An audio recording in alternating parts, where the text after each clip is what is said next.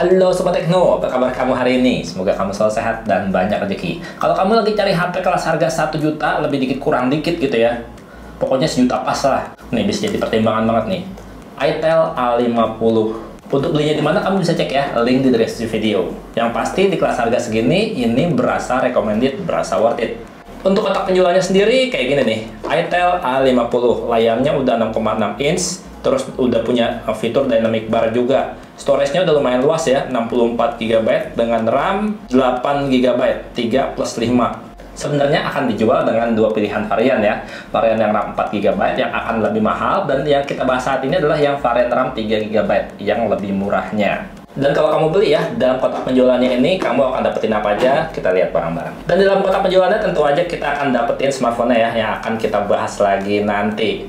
Kemudian kita dapat buku panduan, kartu garansi, terus juga dapat SIM card ejector yang bentuknya kayak gini nih, standar banget ya SIM card ejectornya. Terus kita juga dapat softcase, nih softcase-nya udah gaya-gaya MagSafe gini, ya tapi dia nggak ada MagSafe-nya ya, belum bisa wireless charging. Terus juga kita dapat kabel charger dengan panjang standar ya, USB-A atau USB-C, dan kita juga dapat charger adapter yang outputnya kamu bisa lihat sendiri nih. Outputnya masih kecil sob, masih 10 watt aja, 5 volt 2 ampere. Gimana, kelas harga 1 juta udah komplit ya, dapat softcase, dapat charger, nggak perlu repot lagi. Dan untuk HP yang harganya di bawah 1 juta, tampilannya ini asli kece keren ya, kece keren abis. Bodinya dibikin ngedove, jadinya tuh nggak gampang nempel sidik jari. Terus juga bodinya dibikin kotak ya, jadi kelihatan keren, kelihatan mewah untuk HP kelas harga sejutaan. Di sisi kiri sini ada slot kartu yang bisa kamu cek ya. Itu slot kartunya udah triple slot. Terus juga dia udah bisa baca kartu microSD hingga 2 TB. Di sisi kanan ini ada tombol volume dan tombol power. Dimana tombol powernya sekaligus jadi sensor sidik jari. Jadi kalau misalnya kita nyalain kayak gini, nah, tuh kayak gitu tuh, kelihatan deh tampilan layar depannya. Layarnya 6,6 inch HD Plus dengan tampilan layar ya sesuai harga ya, HP kelas harga di bawah 1 juta. Bezelnya masih cukup tebal, apalagi bagian bawahnya ya. Tapi ini wajar mengingat harganya yang nggak sampai sejuta. Di sektor audionya sendiri, HP ini belum dibekali teknologi Dolby, teknologi DTS, pokoknya apa adanya ya, belum dilengkapi teknologi audio kayak gitu. Dan untuk speakernya sendiri juga masih single di sisi bawah HP aja. Dan untuk performa suaranya ini udah termasuk kencang ya untuk kelas harganya. Kayak gini kualitas suaranya.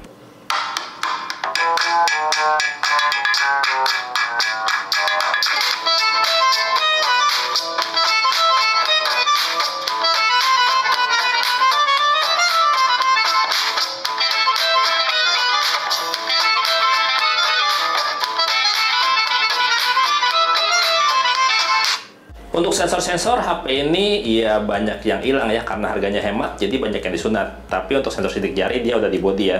Sekali tap aja dia langsung kebuka kayak gini. Dan untuk sensor dasar kita bisa lihat sendiri di sini. Untuk LED sensor nggak ada, jadi HP ini untuk pencerahan layar belum bisa otomatis, harus kita atur manual. Terus juga untuk gyroscope sensor dia udah ada, tapi dia masih gyro virtual ya. Jadinya kalau buat main game gyroscope-nya ya loncat-loncat. Kayak misalnya main game PUBG gitu ya, gyronya nggak enak dipakai buat main. Dan HP ini punya magnetic sensor, jadinya udah bisa fitur kompas. Dan dengan kapasitas baterainya yang 5000 mAh untuk multitasking harian buat main game-game ringan, ini bisa sampai seharian ya kalau penggunaan normal, bukan penggunaan berat. Sementara untuk kecepatan ngecasnya sendiri, ya ini belum cepat, sesuai harga lah. Kalau kita ngecasnya pakai charger bawaannya yang 10 watt aja, 5 volt 2 ampere, dia tuh ngecas untuk penuh 100% bisa 3 jam lebih gitu. Jadi kalau buat ngecas jangan ditungguin ya, tinggal tidur aja, besok paginya udah penuh. Yang penting kan baterainya udah cukup awet. Untuk harganya yang masih terbilang ratusan ribu ya, belum sampai 1 juta, HP ini tuh udah pakai Android 14. Ya walaupun masih Go Edition, tapi setidaknya udah Android terbaru. Dan kalau misalkan kamu udah bosen ya sama HP-nya, gayanya gitu, kamu bisa masuk Tem Store aja, kamu bisa cari ya tema-tema bawaan, banyak banget situ. Bisa dipilih dan banyak banget, itu rata-rata gratis juga. Untuk wallpaper juga banyak pilihannya di sini. Kamu bisa pilih-pilih aja sesuai selera kamu. Jadinya nggak cepat bosen sama HP-nya. Dan di kelas harganya yang hemat banget, HP ini tuh masih nyediain FM radio analog ya. Cuma sayangnya seperti biasa, harus pakai headset buat ngidupin FM radionya ini, biar bisa nangkap sinyal FM-nya. Terus ada juga fitur dynamic bar nih, dimana dari bagian kamera depan ya, bakalan muncul notifikasi pop-up gitu, udah kayak iPhone lah. Pada saat kita face unlock, pada saat ada panggilan masuk dan juga pada saat kita lagi ngecas.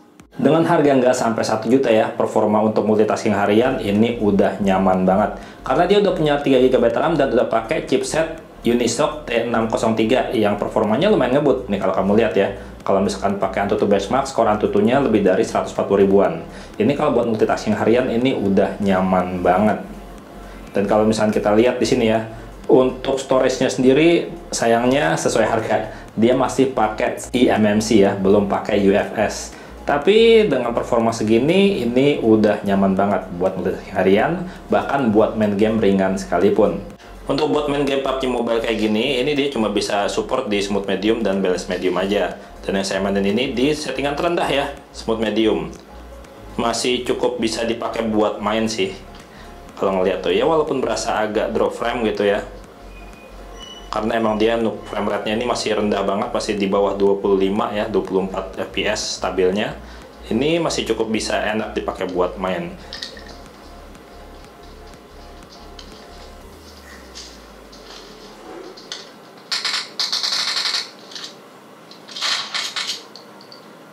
Langsung kena tuh musuh tuh. Nah dia.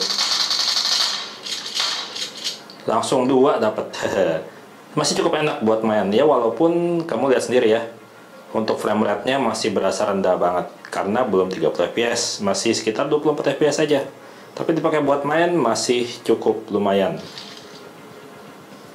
Nah, kalau buat main game Mobile Legends untuk settingan grafisnya dia udah grafis ultra ya.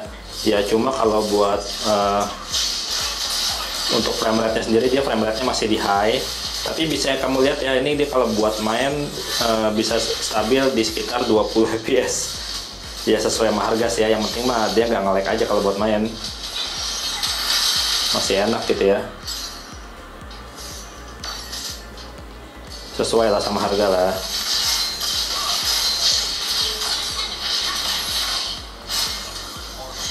Masih sering loncat-loncat frame-nya.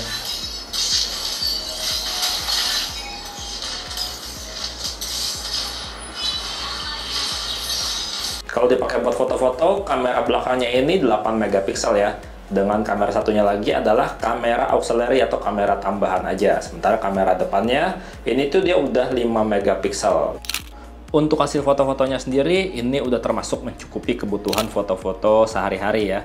Ya untuk shutter speed udah lumayan cepat di kelas harganya, walaupun nggak cepet banget. Jadi kalau misalnya kamu foto, pastiin tangan kamu stabil biar hasilnya maksimal. Dan ngomong-ngomong, HP ini nggak punya mode foto malam ya, baik kamera depan maupun kamera belakang. Jadi ya sesuai lah sama harga, yang pasti udah cukup buat foto-foto. Sementara kalau untuk perekaman video, baik kamera depan maupun kamera belakang dibuat adil. Masih berguncang belum stabil, dan udah bisa 1080 fps dua-duanya. Udah bisa Full HD buat perekaman video. Untuk perekaman video pakai kamera depan kualitasnya kayak gini, ini Full HD ya. Udah 1080 fps dan kualitas suaranya seperti yang kamu dengar. Untuk stabilan ya kayak gini, masih guncang-guncang banget. Wajar lah HP nggak sampai 1 juta. Sementara kalau untuk kamera belakangnya sama aja sih. Kayak gini nih kualitas perekaman video untuk kamera belakangnya. Ini Full HD ya, 30 fps, 180p aja maksimal. Kalau dipakai buat jalan ya kayak kamera belakang kamera depan tadi masih guncang-guncang banget tuh. Untuk kualitas suaranya sendiri kamu bisa nilai sendiri ya. Ini saya nggak pakai casing dan perasaan saya sih kayaknya nggak ketutup ya mic-nya. Menurut kamu gimana untuk perekaman videonya? Dan kalau misalkan untuk fokusnya sendiri, kita lihat dia fokusnya bisa pindah sendiri tanpa perlu di-tap. Dan perpindahannya juga udah cukup smooth. Tuh, udah cukup smooth perpindahannya.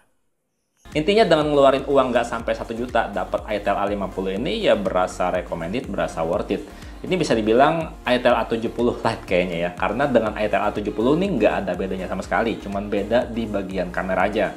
Kalau itel A70 itu kamera utamanya 13 megapiksel, kalau ini 8 megapiksel aja. Sementara kamera depannya itel A70 8 megapiksel, ini 5 megapiksel. Tapi segini juga udah cukup banget buat kebutuhan sehari-hari. Kira-kira menurut kamu gimana itel A50 ini? Jangan lupa komentar. Dan segitu aja videonya. Semoga bermanfaat. Bang Teno pamit. Sampai jumpa di video berikutnya. Bye-bye. Ya cocok nih buat yang cari HP, buat bocah.